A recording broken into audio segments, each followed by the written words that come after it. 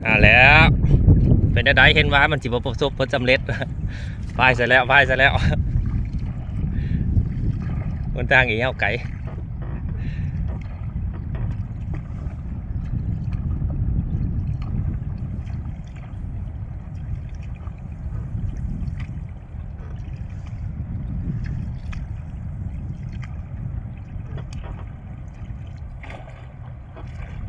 คือสิตัวใหญ่ปานใดเนาะ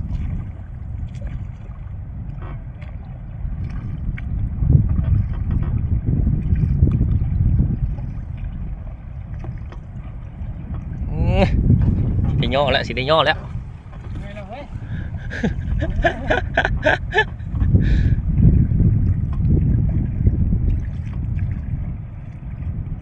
ตัวทำได้เอา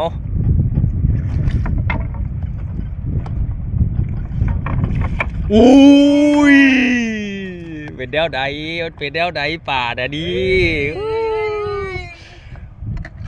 ประสบผลสำเร็จแล้ว